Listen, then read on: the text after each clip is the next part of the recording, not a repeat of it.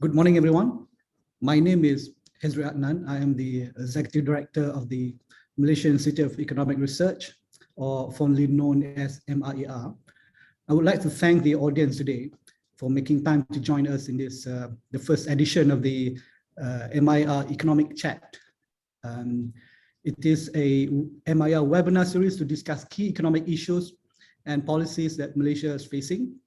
And the topic for today is the 12th Malaysia Plan. Is it a real and rational reset for the Rakyat? And joining me this morning are three panelists, or rather three celebrity economists, and Professor Jomo, Dr. Nung Sari Ahmad Radhi, and Dr. Muhammad Khalid. Welcome and thank you to the three gentlemen for joining me this morning. But before I introduce the speakers, let me provide a quick overview of the 12th Malaysia Plan. As we all know, the plan is a major agenda for national recovery and reset. It is an ambitious document that charts the country's direction over the next 5 years. It is a big document. It's actually over 500 pages long, and I actually put it on a weighing machine. It weighs about 1.97 kilograms, quite heavy in content and also physically. And the objective of the 12th Malaysia Plan is a prosperous, inclusive, and sustainable Malaysia. And it has got three key themes: resetting the economy by restoring the growth momentum of key economic sectors, and also to look at strategic and high impact industries, as well as MSMEs, or micro and small and medium enterprises. So that caters for the prosperous objective, if you like. And then the second theme is to strengthen security, well-being, and inclusivity. One thing which I find interesting is that it combines state and human security together. It has defense, healthcare, affordable housing, and fostering unity in one theme. So that caters for the inclusivity objective. And finally, advancing sustainability by advancing green growth, energy sustainability, and also circular economy. There are four policy enablers, catalytic policy enablers: future talent, technology, connectivity, infrastructure, and public service, which will be the building blocks over the next 5 years. And along with that, there are 14 game changers that will be introduced. If I quote the document, it says that these are the new and innovative ideas to shift mindsets and fundamentally change the approach of national development. Actually, it's been about 17 days since the plan was tabled at the Dewan Rakyat on the 27th of September. And last Thursday, our lawmakers had passed the 12th Malaysia Plan. And on Monday, Yang Amat Berhormat Perdana Menteri has tabled the 12th Malaysia Plan at the Dewan Negara. And now it is being debated. It's being debated again before it can be passed by the Senate. And in the past 17 days, there have been many experts, industrialists, and leaders. Many people have expressed their views on the content and the promises of the 12th Malaysia Plan.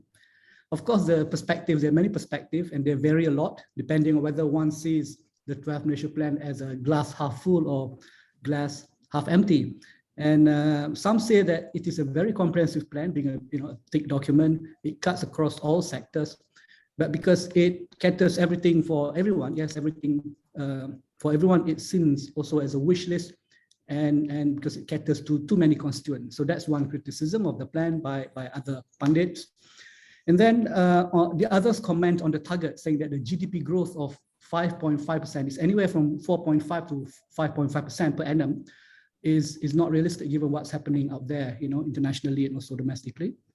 But many people actually welcome the government's commitment, 400 billion worth of DE, or development expenditure, over the next few years. But if we can find the resources, find the sources to fund this 400 billion ringgit worth of DE, can we deliver the projects, given that we have only 4 years to go before the end of the 12th Malaysia Plan?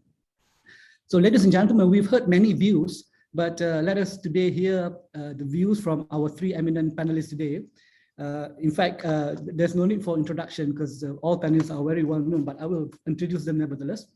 The first panelist is Professor Jomo Sundaram.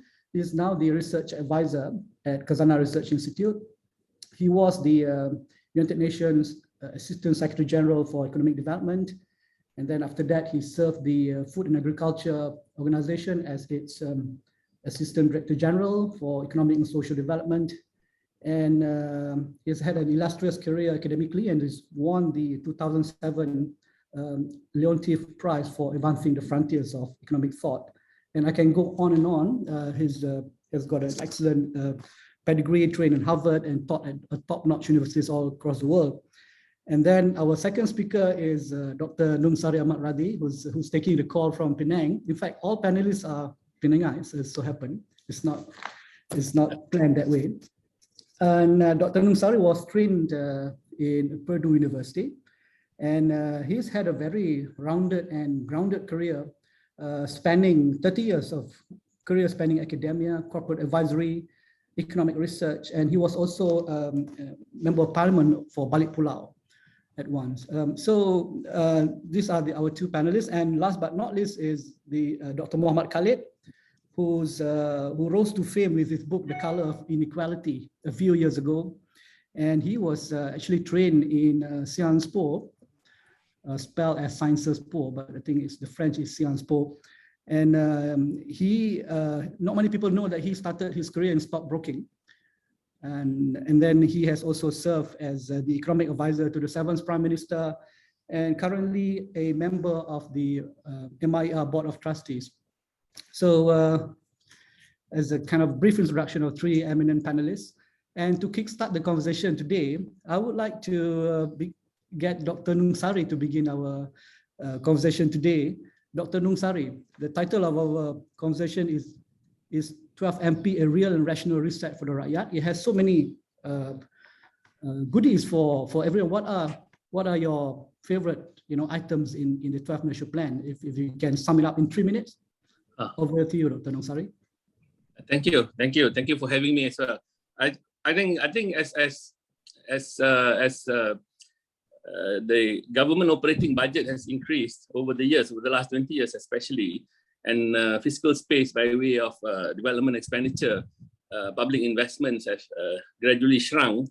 The Malaysian Rancangan Malaysia has become more of a platform for prime ministers to present their economic agenda rather than what Rancangan Malaysia used to be before, which was a plan, a 5-year plan within the context of a 10-year perspective plan to determine what would be the development expenditure in the budgets in the coming 5 years. So this plan, because you asked the question, this plan, like you've alluded to earlier, this is like it has everything for everybody, and because it has everything for everybody, it lacks a particular focus. It doesn't say bad things. It says all the good things that different people wants to hear, but it fits into the normal. I think in the past 4 plans that prime ministers use this more to present their thinking about what the economic plans are, rather than what Rancangan Malaysia used to be, which is actually about planning how to expand development expenditure over the next 5 years. So in that sense, just to end on this, dia macam when it first started dulu, it was like more to my liking.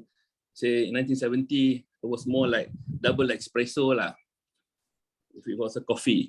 So now it has become latte sikit lah. It's a lot of milk and the espresso kurang.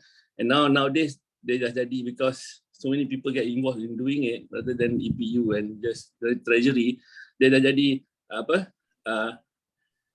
latte, skinny latte, and then decaffeinated espresso. So it has become a bit like that. Like, not only has it become flat, it's also become somewhat diluted for the purposes that we have it in the first place. So for my opening remark, decaf latte, decaf latte skinny. I think there's also an invitation for us to have coffee after this, maybe.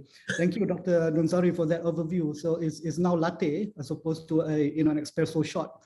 How would you pitch it, Dr. Muhammad? What's your favorite point in this 12 measure plan?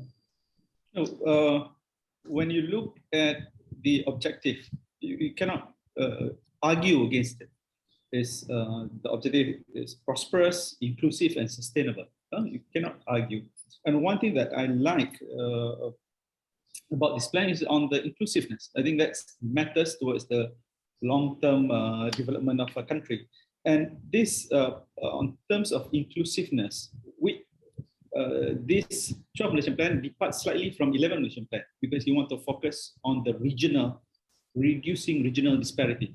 So more allocations towards the poorer states. And this is rather correct because when you look at the impact of COVID, the regression of poorer states is much worse than developed states. For instance, GDP per capita of Sabah was pushed back by at least 5 years compared to Selangor 2 years. Poverty in Sabah also from 1 in 5 to 1 in 4. In Kelantan, double. So the objective or targets poorer states, I think, is correct. And when you look even at the targets of GDP growth in 11 Malaysian plan, the GDP growth developed states are targeted to be much higher than poorer states. But in 12 Malaysian plan, it was the reverse. I thought this the right thing is quite a beauty of 12 Malaysian plan. The objective is noble, but then when you look at the targets on how to achieve this, it's quite sad, and I think is not serious. I'll stop there. Thank you, Dr. Muhammad. We will dig deeper in the next round. But before that, again, in the same question, Prof. Jomo, is this a real set opportunity for the Rakyat? And what is your, what is your favorite point from this? Thank you very much, Dr. Hazri. And I think as far as the sustainability dimension of the 12th plan is concerned, of course, it will be music to your ears since you wrote a definitive book on sustainable development for Malaysians. So, I think you are in your element and you probably have much more to say about this dimension than I do. However, I think it is very important to recognize that much of it reads like a wish list. A wish list with targets largely set by current international agreements. In fact, I think we have to recognize that the situation is actually deteriorating as far as climate is concerned. And it is very clear that there is no way you can even get below 2 degrees Celsius. Many people are now talking about possibly 3 degrees Celsius. But as the Canadian scientists who headed Group 7 in the IPCC report reminded us, once you get into that kind of situation, you cannot just simply bring things under control. So setting a target, for almost 3 decades from now for zero carbon neutrality is really quite meaningless, whether it is for Malaysia or for the US or for any other country. What counts really is what happens now. And we have a situation in Malaysia, unfortunately, where we do not have an all-of-government approach for quite some time, especially in recent years. And so this means, for example, that we can have all kinds of nice statements here, but in Kedah, for example, you will find that the Menteri Besar has just agreed to the resumption of logging in the Pedu water catchment area. And this, of course, we have already seen that in the last 5 years, 2 planting seasons for the Mada region and including Seberang Perai were basically cancelled because there wasn't enough water to provide for the drinking needs as well as for the planting needs. Now, this is a serious problem. It's not as if climate change and climate change adaptation is something which is abstract, which is for the rich countries to worry about. So we really need to get our act together to recognize that these are the problems of sustainability, which you correctly highlighted in your book, need to be addressed here and now in our country. And this is a wish list far in the distant future is just not good enough as far as I'm concerned. I think Dr. Mohammed is quite correct that there is a lot there which is nobody will disagree with. But we know that ever since the 1970s, planning in this country has not, the 5-year plan exercises have not been terribly serious. So beyond ministerial allocations, they don't really mean terribly much. And while it is true that it reflects ministers' ambitions of the day, we also know that that given the tenure of recent regimes in Malaysia, what does that mean to have, reflecting the Prime Minister of the day? And remember that he had just come in. So you see that there's some disparity between his launching speech and the highlights of the plan itself. So I think, which is the real plan? Will the real plan stand up? So I am very concerned business as usual in the form of the same old infrastructural spending and so on and so forth. And the size of the budget is largely determined by infrastructural spending. Dr. Nong, in one of his previous incarnations, looked at some of the huge infrastructure projects which we have in this country, and how, in a sense, because they are off budget, they're not even subject to parliamentary scrutiny, because they, we find that there are huge problems. I mean, look at 1MDB, look at ECRL, not subject to serious parliamentary scrutiny, not subject to any parliamentary scrutiny as far as the PAC is concerned. So I think it's very, very important that we a lot of these things look very good on paper, but I'm afraid we are not going to get very far. And just on a final note, if I may, when I first arrived in Rome, I ordered latte, and the man brought out a glass of milk. So latte is not what you and I think it is. So on that note, let me stop here. Thank you very much, Dr. Azri. Thank you, Prof. Jomo. So there's definitely in another round we will exchange a bit more on how do we implement this big document, and can we do it business as usual, which is not going to take us anywhere, I suspect. But before that, somehow in our first round we have Dr. Muhammad has started by focusing on inclusivity, which is one of the objective of the 12th National Plan, and Dr. Nung somehow has touched on the prosperous or prosperity dimension of the plan, and Prof. Jomo somehow focuses on sustainability. So I think just to dig deeper into the plan and what should we do differently, Dr. Muhammad, the ambition on the second theme, which is inclusivity, is very strong, and you've started saying that the regional dimension is an added point, and a good point that we should continue. But can you say more about the measures that we should take instead, and how should we do things differently, you think? On the inclusive part, when you look at the target, it is clear the government is not serious. I'll give two examples. One, the target of achieving reducing income inequality by looking at Gini. The level of Gini that we're targeting for the 12th Malaysian Plan, in fact, is worse than the 11th Malaysian Plan.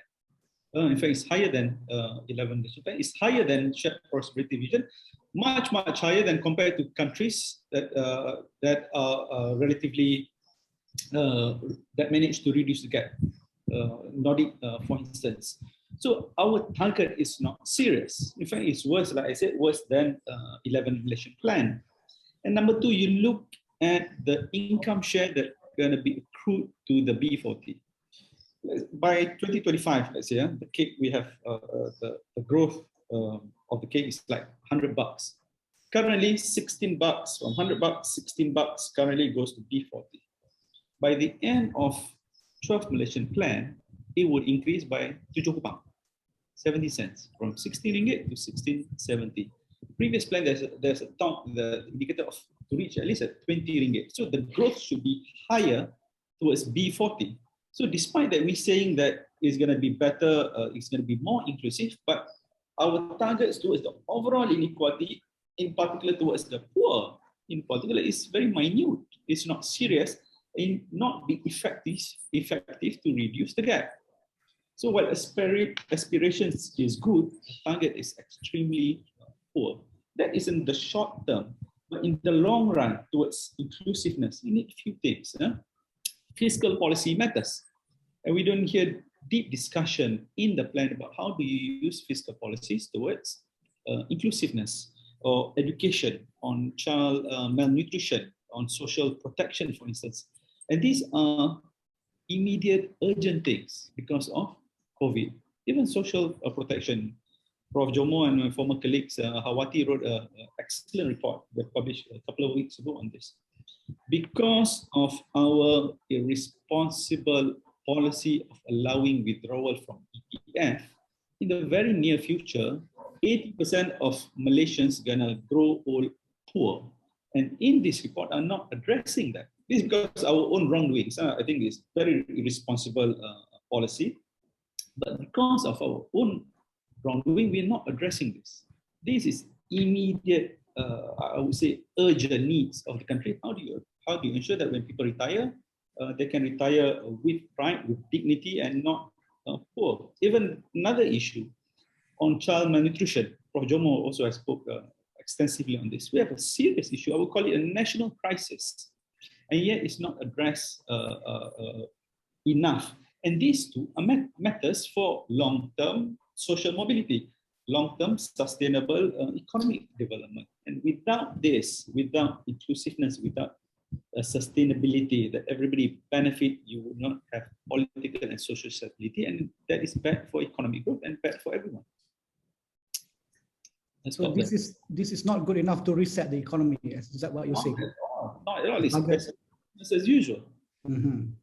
And is there an opportunity for us to intervene? There is a mention in many places in the document that this is going to be a whole of nation approach. It's going to be a different approach to development. So will there be opportunity for civil society, for other groups to come and intervene and revise the targets, you think? That's right. The proof of the curry puff is in the eating. Or kita from Penang, the proof of the passport is in the eating. But I think when we look at the report, the first few pages is beautiful. And I compare it with 12 Malaysian plan. The 12 Malaysian plan was very simple. We have objective reduction of poverty, restructuring society. How are we going to do it? How are we going to allocate the money? This report is too crowded. And then when you look at the target, it's quite poor. If we can interfere that we should, I think it must be done. And it's quite good that Prime Minister said there is a living document. You can amend it as you go along, and I hope they will address this. Thank you, Dr. Muhammad. Prof. Jomo, in a number of your previous talk, you mentioned about the possibilities of finding new sources of growth, and you pointed to the possibility of the SMEs or MSMEs moving into the sustainable or sustainability space. Can you say perhaps a bit more about that, since the document, the 12 Malaysia Plan document is very strong on the environment or sustainability. I counted there were 79 mentions of circular economy. So is this going to be an opportunity for the SMEs to move into this space, you think? Thank you, Dr. Ezri. I wish that all this is going to account for something. There are all the latest buzzwords are there. Human security, circular economy, building back better, IR 4.0, all of them are there. I mean, but that is the role of the consultants, right? To update the buzzwords, just in case the local consultants are a bit behind the international trends, and then to sell the thing. What does it actually mean? And that's I think the key issue which we need to ask ourselves. Now, turning to your specific question as to, I think we have to recognize that SMEs generally are much more rooted in the domestic economy. And so the question is, what do you do to move the SMEs? One of the projects Dr. Mohammed referred to earlier is the whole idea of improving child nutrition. This is, by the way, the credit for the social protection report is for the team led by Hawati. I had relatively little to do, if anything, to do with it. But I think nonetheless, it makes very important proposals about the need for social protection over the human life cycle. And so the needs are different. And one of the important dimensions is improving childhood in Malaysia. And we also know from other studies, including by another study that led by another colleague named Naziha, that in fact, Malaysians, although we are living longer, Malaysians are actually not living healthier. So the last few years of our lives are even unhealthy on average. And this has increased actually over time. Yeah. And the main reason why Malaysians are living longer is because we tackled the problem of infant and child mortality around childbirth with a very simple innovation from the 1960s, the introduction of the Bidan Kampung. But Malaysia is now a primarily urban society. Dr. Mohammed has done a lot of work on this issue and others as well. And what we find is that many of the innovations which were very successful, although they didn't cost very much, have not really been revised for the changing character of Malaysian society. So I think we really need to provide the kinds of support and incentives to move Malaysian enterprises, generally speaking, to serve the Malaysian economy well. Now, of course, if they can become internationally competitive, they should be encouraged to do so, and so on. But you can't expect people for a young entrepreneur to start from zero and become internationally competitive. Very, very few can actually do it. So if we are serious about supporting SMEs, we have to do much more. And I think Dr. Mohammed and others have pointed out that the actual support for SMEs falls far, far short. I think it's around 2% of SMEs actually get any government support. You know, it's a very small. And then if you start talking about so-called micro enterprises, you know, basically extended family enterprises, they get next to no support. If you think about the relief measures, Prihatin measures, which were introduced about a year and a half ago, they were mainly directed towards the formal economy, towards workers in the formal economy. Relatively little actually went to others who are basically self-employed. And then you have the people who are who are wage employees but not formally employed. Okay, so what we call in Malaysia contract workers. Very, very little for them. Now we have a situation right now where we have had a race to the bottom as far as the labor market is concerned. Wages have basically not gone up for ages, for decades. And part of the reason, of course, is that there is the cheap availability of cheap labor from abroad. But more importantly, not more importantly, but the other effect, of course, has been to hold back technical innovation. I still remember in the 1980s having to argue with the plantation interests who resisted, who didn't want to, who had the option of bringing in foreign labor and therefore were disinclined to mechanize the harvesting process. So we can see that how all this is actually blocking progress. So if I can just go back to something which would actually have huge repercussions in terms of the numbers of people affected. If you have a school feeding program and you contract the food mainly from Malaysian farmers rather than transnational food companies, it changes the story radically. Parents can get involved to make sure that the food served is safe. We are only concerned when our food is rejected by other countries, neighboring countries, for instance. We should be concerned that most Malaysians are not eating safe food. These are elementary issues. You know, almost all animal breeding in this country involves antibiotics today, often excessive amounts of antibiotics. This has health consequences as well. So we really need to think about these questions in a holistic fashion. And unfortunately, we don't see very much progress.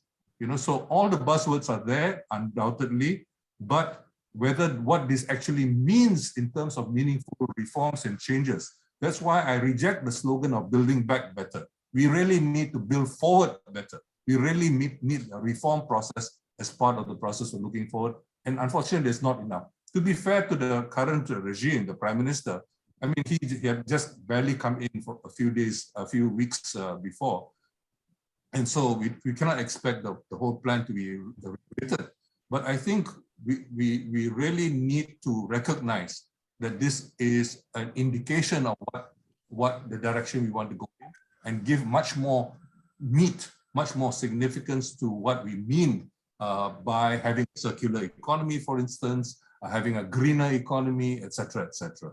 And I hope that you can advise on that too. Thank you, Prof. Jomo. I think we have to keep on blowing the fan together, especially when the government said that this is going to be a whole of nation approach to making it a success. Dr. Nungsari, the prosperous dimension, there's a lot of mention here about upgrading our employment, more skilled jobs in the next few years, and also to reduce our dependency on foreign labor. At the same time, we've heard this many times before as well. So they and how do we ensure that this pillar, it makes a real deal for the Rakyat, you think, moving forward? This is something that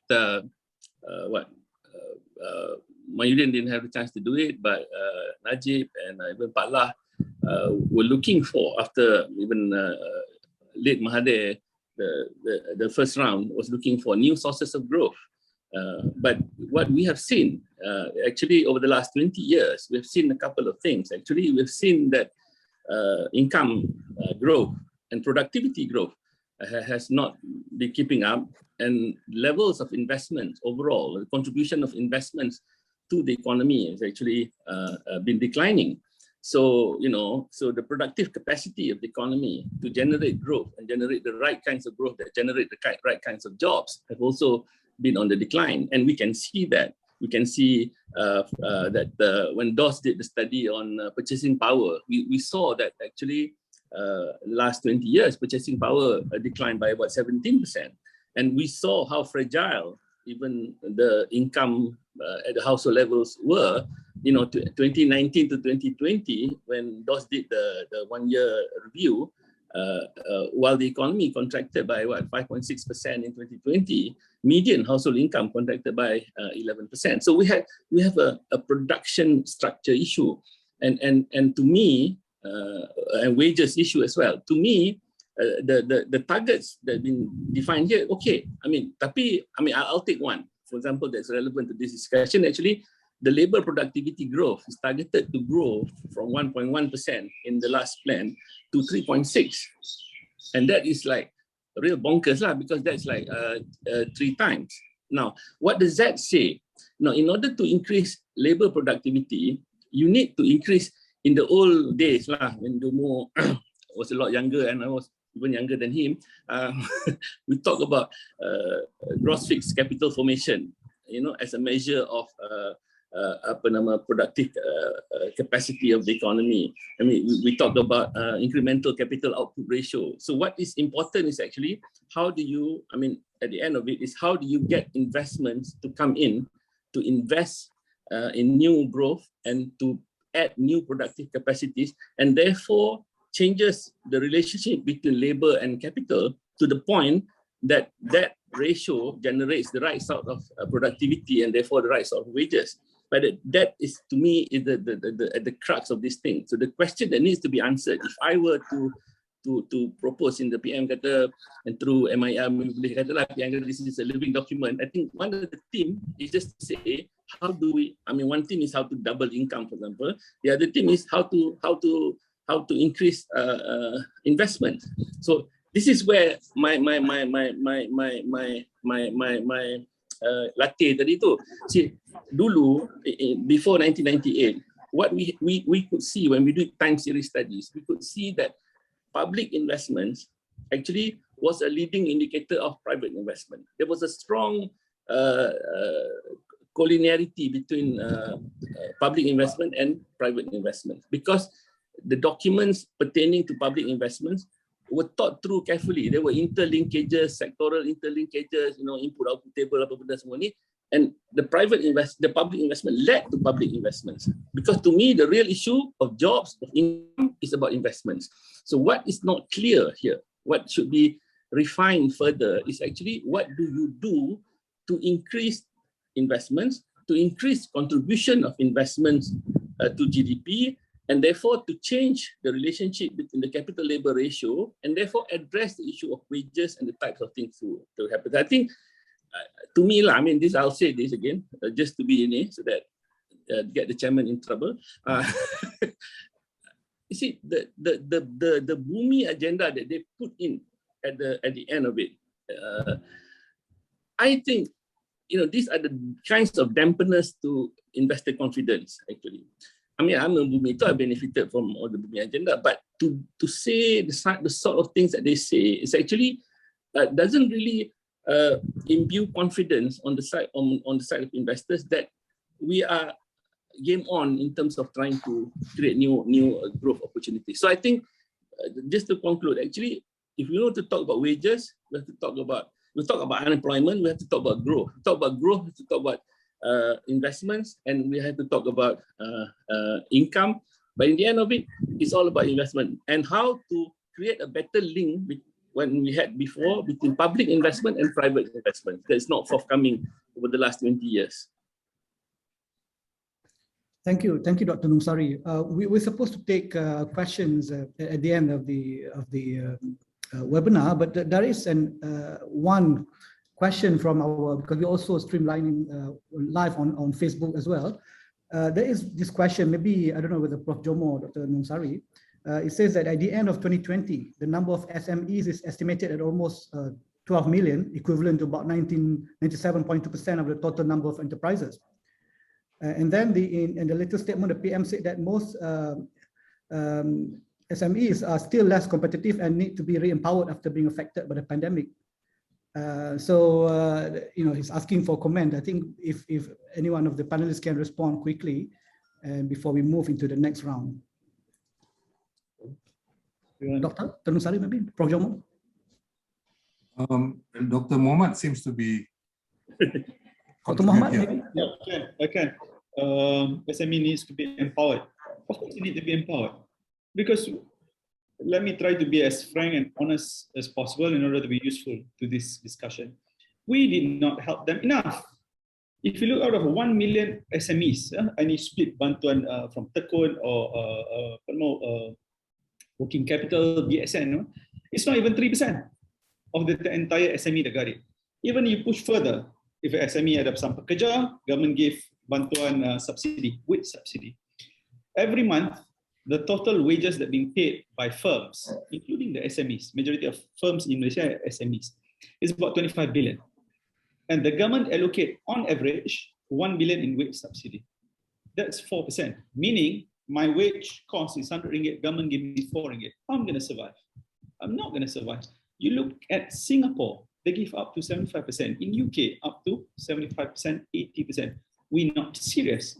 Then how can we say then, oh, the SME is not strong enough, not recovering enough, have to be innovative? You don't help. This is the time to help. When SME provide a lot of jobs, Dr. Nung say, they provide a lot of jobs, they invest is better to the overall economy. And this is the key. We are not yet recovered. We are recovering, which means all the pemulih that will end by December in 2 months' time has to continue, either in terms of wage subsidy, bantuan towards makcik kia, which we totally forgot about makcik kia for the past 16 months, which means for the self-employed must continue, assistance towards B60, I would say, must continue. It cannot stop end of this year because we're still recovering. So to achieve the target as mentioned in the, or as mentioned in the 12th Nation Plan, all this assistance must continue. Otherwise, we're going to go back to the situation that we are facing right now. Thank you. Thank you for that view, Dr. Mohamad. This is the first of the economic chat seminar. We will deep dive into some of these issues flagged today in our next series of discussion. We have looked at the content of the 12th Nation Plan. Each of the panelists have commented on the prosperity pillar, the inclusivity pillar, and also sustainability. But again, coming back to this point, it's going to be a over 400 billion development expenditure.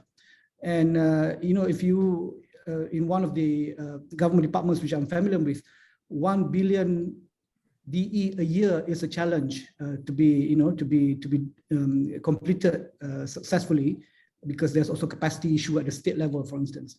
So when it comes to implementation, this is going to be the part that make or break a plan. A plan can be very beautiful, but it is the execution that matters.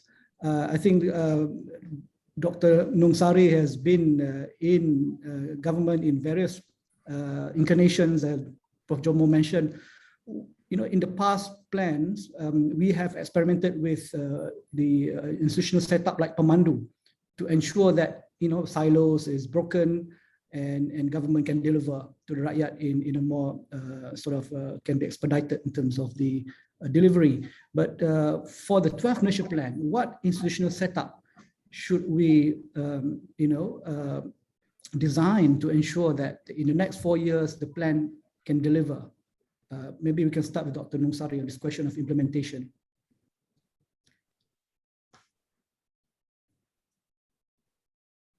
Dr. Nungsari, you're muted, apparently. Sorry, for the last 3 plans, for example, 10, 15 years, too much of what ended up to be development expenditure by the government, and it's counted as such, at the liability level lah, at the planning level, dia tak masuk dalam budget, because they do it off budget and funding is raised through guaranteed entities and so on. But in the end of it, it affects the coffers of the government.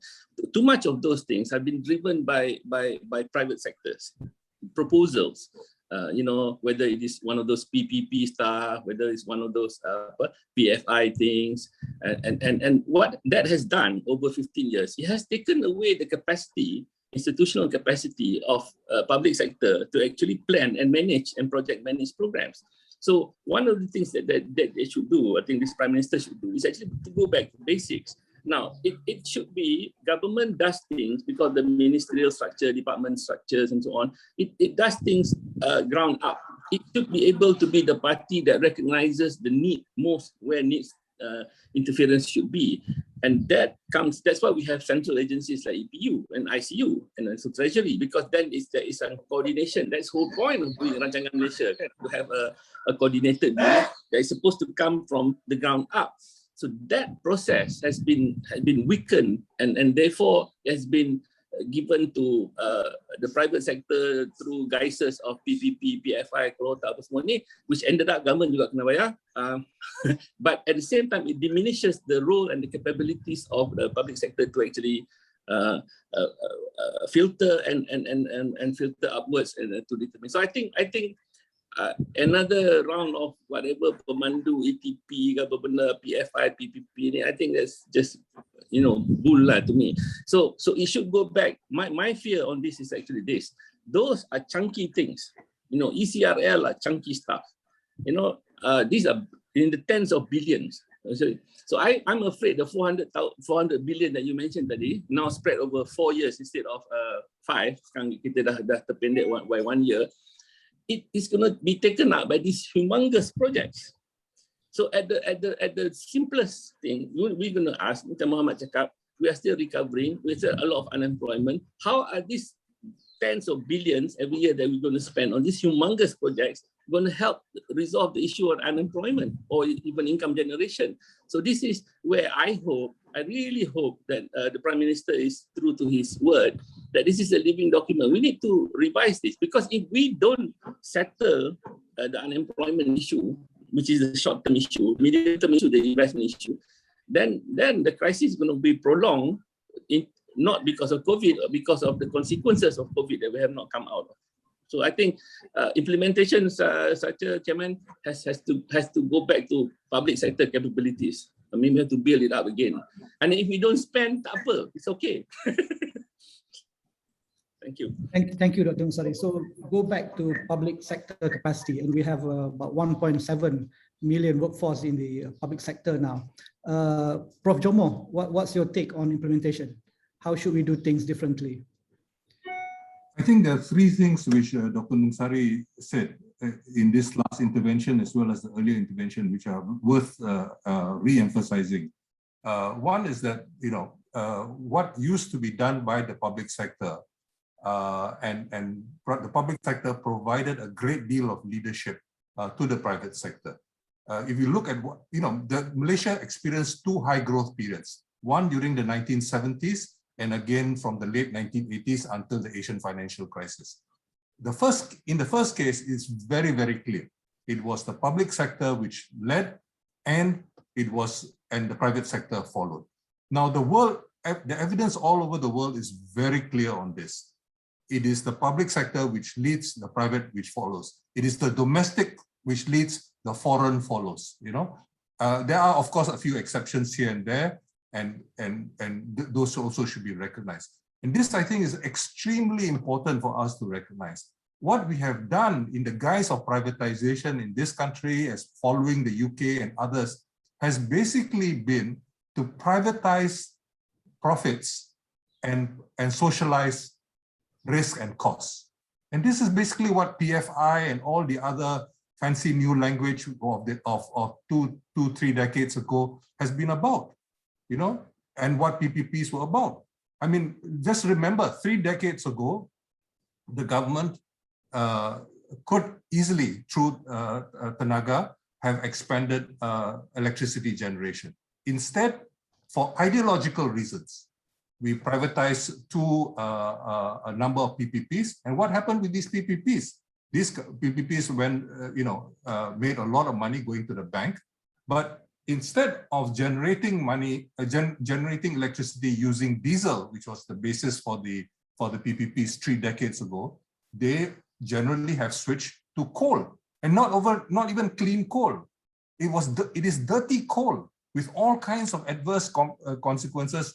Both of you have a science background in terms of the emission of sulfides and sulfates, and what used to be called acid rain and yellow rain and so on and so forth. These are serious consequences as far as the welfare of ordinary Malaysians are concerned. And this is what has happened. And at the same time, their profits have not been diminished. In fact, they have increased because they have switched to coal. So what are we doing? All we are doing is socializing a cost. So what really needs to be done is to ensure a disciplining, to make sure but it is not, you don't discipline the private sector, as Dr. Nong emphasized, by all kinds of unnecessary regulations. You do it through appropriate regulations and a little bit of nudge, of persuasion, incentives, and so on and so forth. This is the way we need to go forward, and there's no indication of any significant change in the way of doing business in this country. I think there is a time for a great reset, and the fact that we've changed regime 4 times, we've had 4 regimes in less than 4 years, is an indication that, in a sense, the rules are up for grabs. And as Dr. Nong emphasized, insofar as the 12th Malaysia Plan is said to be a living document, let's make that a reality. Let's relook at all these things, and this is why discussions such as what MIER is leading to become so important, where you begin to look very, very seriously at the different dimensions in this. There's a lot more to be said. Dr. Nong is not exactly an enemy of business. He was the dean of a business faculty, and we really need to understand how you get the business sector to contribute to national endeavors. You don't do it by just giving them everything which they want. It's always negotiation, conditional.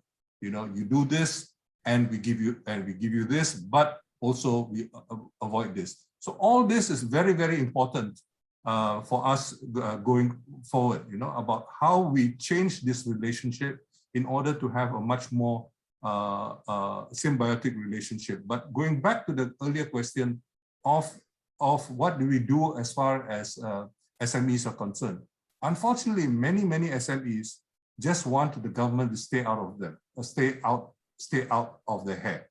The people have become so cynical about government, that very often government it's become what the Indians used to call the license Raj, regulations and then demand money along the way, And the whole role of government in the 1970s, for example, when Tun Ismail was the governor of the central bank, he imposed a requirement. He imposed a requirement that at least, I can't remember how, I think 20% must be lent to manufacturing. That requirement has long since disappeared. So we do not have financial intermediation by the banking sector, by the financial institutions, actually supporting the development of the real economy. This is a fundamental problem which we have, and the move towards so-called universal banking all sounds very nice on paper. We're keeping up with Wall Street trends and so on and so forth. But now the whole world is being weighted down by the burden of financialization. Everybody is complaining about financialization all over the world. And we need to begin to understand that we need to change that relationship so that, as Keynes said, almost a century ago, that finance becomes the handmaiden, that becomes the servant of the real rather than the masters, which is the dangerous situation which we are in. So there are a number of major reforms which are obviously needed, and we need to and unfortunately, this is not the stuff which politicians get very interested in unless there's something in it for them. And so we need to really change the discourse, and this is where think tanks like MIER can play a very important role in changing the discourse. Thank you. Thank you, Prof. Jomo. So fundamental reforms perhaps require a more a closer exchange between experts and industrialists. Dr. Muhammad, in the previous administration, perhaps it was during the time of Tun Abdullah Badawi, a setup called Pemuda was brought to the fore, and that helped the sort of the symbiotic relationship which Prof. Jomo mentioned. Is there a need to move into that direction again so that we can communicate better? I mean, the government and the private sector can communicate better, and then the kind of arrangement which Dr. Noong mentioned between public sector and private sector tailing behind can be resuscitated. Dr. Muhammad, your comment? Pemuda? I think the overall aim is that, like both my fellow panelists mentioned, there need to be engagement from both parties, from private side and public side. And Pemuda did extremely well in ensuring reduction of bureaucracy and red tapes, because the co-chair is the KSN, and from business sector, which is our fellow board member trustee, Tan Sri Yong Pokong. I think engagement such as that is extremely important to continue. The problem is that if there is no trust with the government, nothing will work. Investment that Dr. Noong mentioned, not going to happen. Trust is the most important to execute and to ensure that this plan works, this plan meets its target. If there's no trust, we will not get there. And trust matters through signalings. If you signal that you don't prioritize what matters, when the time, I'm not trying to be a politician, and when you say you have no money, then you spend 30 million to fix a house, that's stupid. When you say you have no money, you go and build 3 there once during pandemic, that's stupid. And rather, that's irresponsible. These are important signals that you're not serious. So I think the most important thing to address is to ensure there's transparency.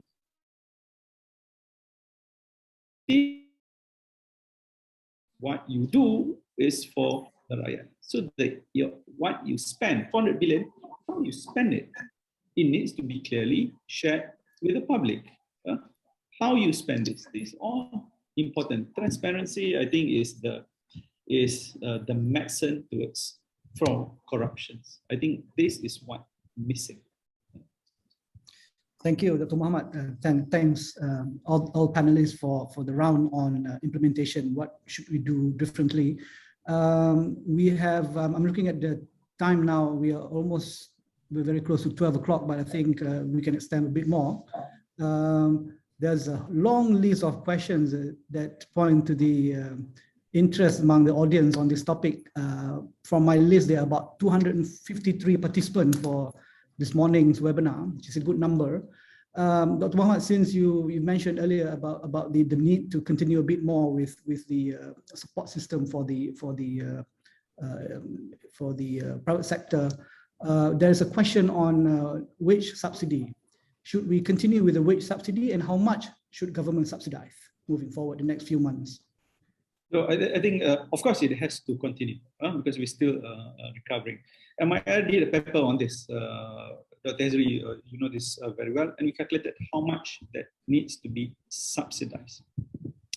Between 20 to 25% of total wage costs for SMEs would be sufficient to mitigate the impact of COVID to them, to ensure with the ultimate aim that they don't fire workers.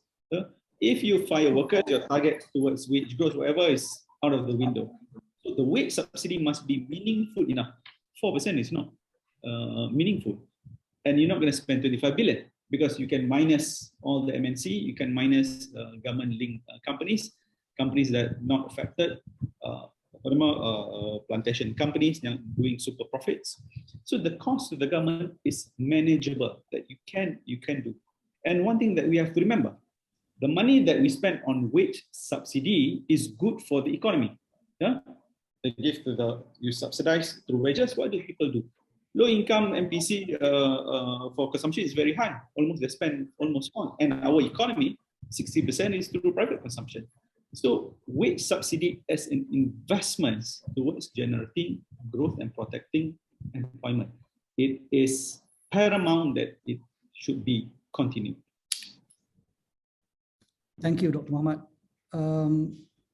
Prof. Jomo, on sustainability, there is this question from Ho Tian. He says that the 12th Malaysia Plan has got a lot of contradiction in nature for sustainability. And he quoted the huge spending to transition from coal to gas, which I think you mentioned earlier, because gas produced by byproduct methane is more harmful than carbon dioxide. Of coal, why not spend more on solar, wind, or hydro? So that's one question. Perhaps related to that is another question on construction of 2,800 kilometers of roads, 700 million ringgit dedicated for Sarawak, Sabah, but there are still more cars on the road. So the contradictions, how do you address this? Prof. Jomo. Thank you, Dr. Ezri. I think it's very interesting to see how things have changed in the world. In the late 1970s, I was a young lecturer at UKM, and we organized a conference and brought, among other people, Kamala Harris's father, but more importantly, for the purposes of our discussion, the chief economist of Statoil, the oil company of Norway. And after that, there was a relationship which developed with Petronas, which was very important because Statoil is considered to be the most successful petrol company, and Petronas was also considered to be managed rather well. Now, what has happened now is that Statoil no longer exists. It has become a more diversified company, no longer committed to oil and gas. Instead, it is promoting renewable energy, okay, and all over the world, not just in Norway. And in Malaysia, we have the ironical situation where Petronas is actively promoting the use of renewables in Vietnam, okay? But we do not see a major effort by either Petronas or the other companies to promote the use of renewables in this country. Whereas Malaysia, is now the single largest source of photovoltaic solar panel imports into the US. Okay, the biggest producer of solar panels is China, about 71%. Korea and Malaysia are second at about 7%. But unlike Korea, which uses most of the panels themselves, Malaysia exports almost all the panels which we use. We hardly do anything to promote panels except where these are very, obvious kinds of things, in the upper reaches of Sarawak and so on and so forth. So we are not terribly serious about that. We also know, as you, in fact, I was listening to you, Dr. Hazri, when you were talking about the use of floating photovoltaic solar panels and how they actually mitigate water evaporation from dam reservoirs and so on and so forth. I mean, the possibilities of other advantages coming from the use of photovoltaic solar panels is something which has already been studied and is well known throughout the world. But what are we doing? We are not doing enough. If we are serious about that, we should have made a strong commitment to renewables a long time ago. In the 1980s, again, I remember Tan Sri Augustine Ong and Tan Sri Yusof Basiron, who were running PORIM at that time, announcing the development of palm oil-based biodiesel. And how much are we using palm oil-based biodiesel? Barely, compared to Indonesia, which is pushing very, very seriously. Now, in 2006, Europe made the strategic decision to go with biodiesel as opposed to the United States going with bioethanol. We could basically, if we got we could basically be the major source at that time. Of course, now Indonesia is a far more significant producer of palm oil, and West African countries are going to get into the scene soon. But we have managed to position ourselves in terms of, for example, palm oil refining. We were top in the world by the 1980s. For a variety of reasons which I don't have time to get into right now. The point is that Malaysians are capable of leadership, but what is happening now? You look at the recent developments in oil palm agriculture, the dwarf oil palm trees which have been developed in Indonesia, including by Malaysian agronomists who are gone to work in Indonesia. I mean, what are we doing? We have lost whatever advantages we have. We are not providing the leadership which we should be doing. And this basically fundamentally changes the whole business model. Because if you don't have to cut down an oil palm tree after 25 years, which is the case here because it's getting too tall, then you basically the natural life of an oil palm tree is about 80 to 90 years. You can have a much more productive oil palm trees. So, there are so many things which Malaysians actually have, which we should be building upon, rather than, looking elsewhere. I mean, we should look elsewhere. We shouldn't be, as the Malay saying goes, the katak, the frog. I mean, there are a lot of frogs right now, but the frog under the tempurung, we really need to look. And there are other things as well. I mean, photovoltaic solar panels, we've been advocating them. The industry is so stable. Costs have hardly gone down in the last 25 years. The number of components is less than 200 compared to, say, Proton's 4,000 plus components. So there are things which can be achieved. And there's only, unfortunately right now, although Malaysia is the largest exporter to the US, there's only one Malaysian company which is significant in this game. So it is Malaysian labor producing for foreign companies in an area where we could have easily caught up in.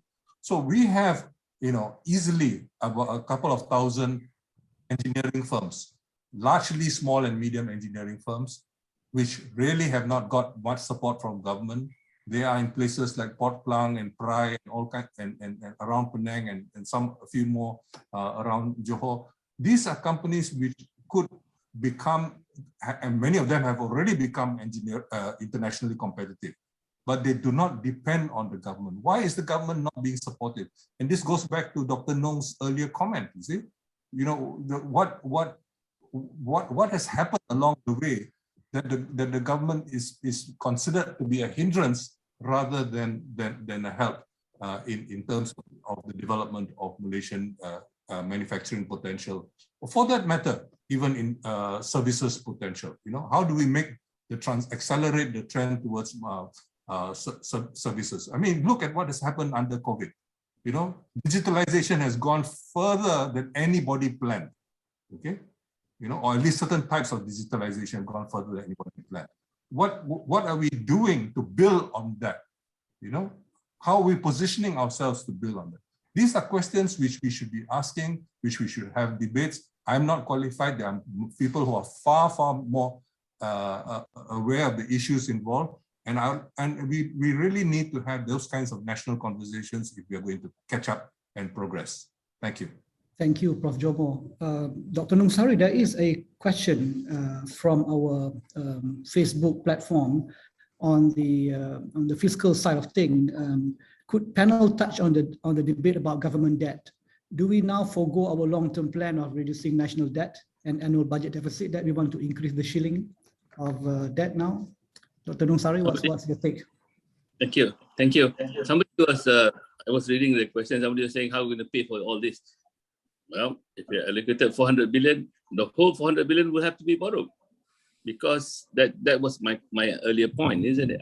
The OPEX of the government has gone up so much that actually one suspects that it has gone above revenue. And quite a bit of the 400 billion will be some sort of play of what used to be funded by OPEX will be now funded under CAPEX, under development expenditure. But the budget deficit will go on. Of course, they indicated. So just to answer the question, the whole 400 billion will have to be borrowed, because the projection is until 2025, the budget will still be in deficit, but the deficit will be something like 3.5 indicator. Now, and then the increase of the ceiling from 60% GDP to 65% GDP, that was what was mentioned. Therefore, even at 60% GDP punya calculation, I think they calculated MGS and real government instruments lah. They include other contingent liabilities of government guaranteed loans for which Treasury has to pay. If you include those things, and if you increase the ceiling by another 5%, you're going to see at the end of the thing. I think the Minister of Finance answered the question in Parliament yesterday or on Friday that says that at the end of 2025, it's looking at a debt of 1.3 trillion. I think Zafrul said that actually. So being very open about that. So that's what it is. So that's why the inevitability of having to borrow to do these things is inevitable. So that's why we need to look really, really, really be careful. What are we going to spend the money on? So that's my concern is this document should be more like the 1970 Rancangan Malaysia yang kedua, for example. It has to be worked through more completely. It has to say, dulu kan dia pakai kategori sektor sosial, sektor ekonomi, sektor keselamatan, that kind of allocation lah. That it should go more granular than that. It should say, based on some intersectoral linkages, based on some facilitation of private sector investments, these are the things we need to do. These are the gaps that exist. What are they? And how do they translate into specific projects? And how much do we spend? So then how much does Ministry A dapat, Ministry B dapat, Ministry... Kalau nak buat planning betul-betul. Because we have to borrow. Just to answer your question, we have to borrow.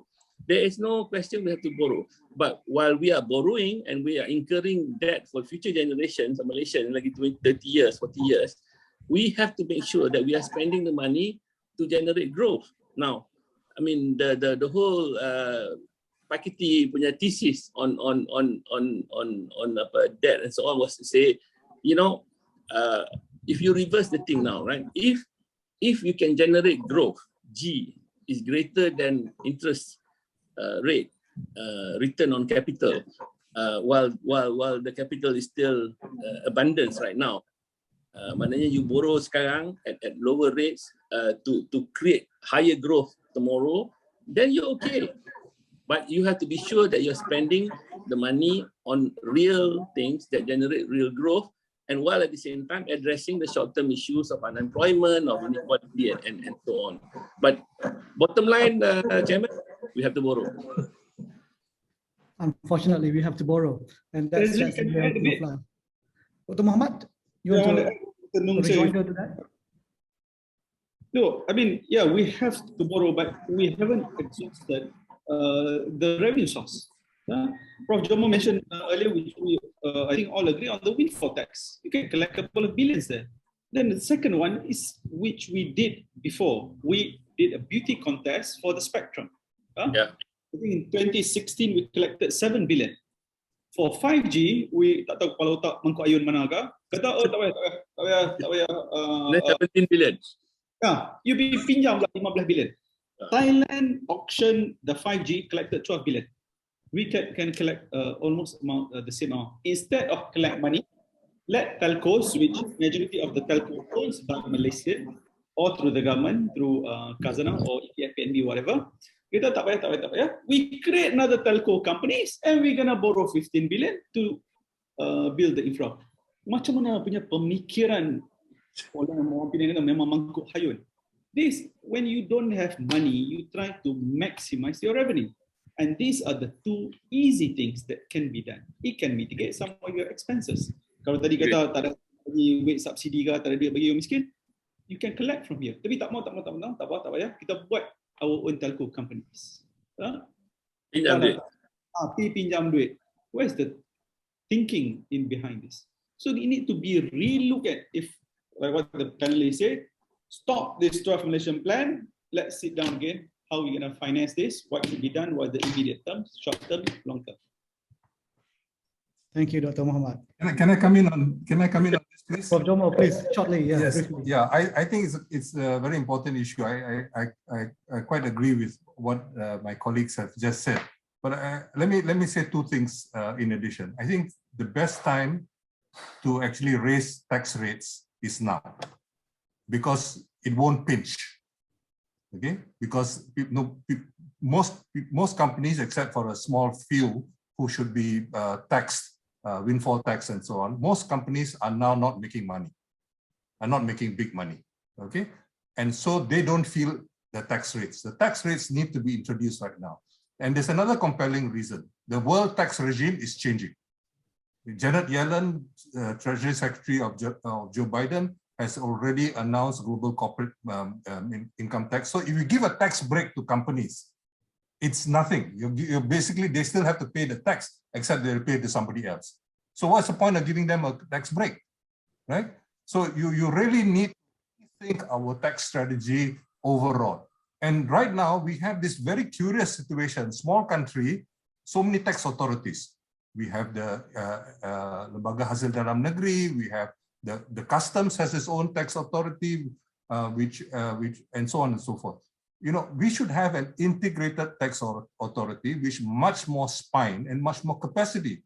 So you asked the question earlier, you know, what do we do with this bloated government service? You know, 1.7 million people. When Tun Mahathir's previous administration ended, it was 850,000. Okay. So 1.7 is double. Okay, can we say that productivity has increased? According to official data, it has more than increased. Why? Because you have also bribed the civil servants with money so that they will be loyal to the government of the day. You know, this is basically what has happened. So it looks, because how do you measure productivity of government services? What you spend on them, right? So it looks as if productivity of government services have gone up, but we have no independent evidence that that is the case. So really have over, you know, I mean, many people have gone around showing videos of how, say, for example, the Swedish government basically, you know, the minimum privileges ministers and MPs have and so on and so forth. Basically, you don't need a string of assistants following ministers around. You know, you just basically need one competent person to follow them around. If you know, and so on and so forth. There are many ways, but instead, you need to strengthen, for example, environmental protection, environmental audits. You know, otherwise we are not going to be serious at all about the circular economy and all this other stuff. We need to strengthen the tax authority. You know, we need, you know, I mean, it is not for, it is, you know, we have a situation in Malaysia where Malaysia was the #1 country in the Panama Papers in terms of the number of Malaysians who are, you know, and hardly anybody uses Panama from outside of the Americas. Malaysia was number 1. And then now again with the papers again, we are. I mean, we are quarreling as to whether we're number 1 or number 2. I won't get into that number now because I haven't done any counting. But the point is this: that we have a situation where, the late Ismail Saleh pointed out years ago that the tax system in this country is regressive. Okay. We always assume that the tax system is progressive. It is actually regressive. And Jacob Meerman and others have shown that on the spending side as well, government spending has been regressive, has not been progressive. So both on the tax side as well as on the spending side, the role of government is regressive. But we don't have any serious fiscal economists in the country to do the necessary work to look at all these questions in greater detail and so on. So there is a great deal of need for reform and to redeploy people in the government service to do the kinds of work which is absolutely necessary.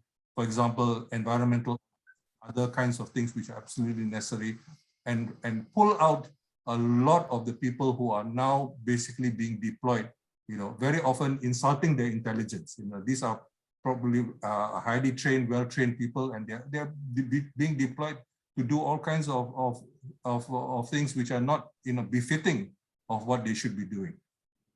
I mean, I've never been in government, so I cannot speak to this. Maybe Dr. Nungsari, who has a bit more experience, who has much more experience actually, and Dr. Mohamad can speak to this. But I think there is a case to be made, for redeploying people in the civil service to serve national interest, true national interest, rather than interests of the government of the day and politicians of the day. Thank you.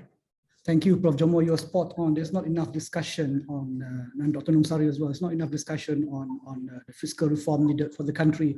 And in fact, fiscal federalism is another topic I think that we should take up in another conversation, because the states needs to be self-sustaining as well, and it's not. And that has created a lot of problems, particularly on the question of environment and all that. Ladies and gentlemen, we have come to the end of this economic chat, the first series, and somehow by picking the 12th Malaysia Plan as a topic, we've opened up the Pandora's box of so many issues that need to be, we have to have a granular exchange on some of these issues, and one of which is the leadership of the public sector, which Dr. Nungsari mentioned, and the question of transparency, integrity, which Dr. Mohamad is a seasoned campaigner on this topic. Prof. Jomo, you mentioned about the need to iron out the contradictions in some of our policy content, and finally the promise by the government to treat the 12th Malaysia Plan as a living document. And we would like to take up the challenge, and we will have further conversations on this.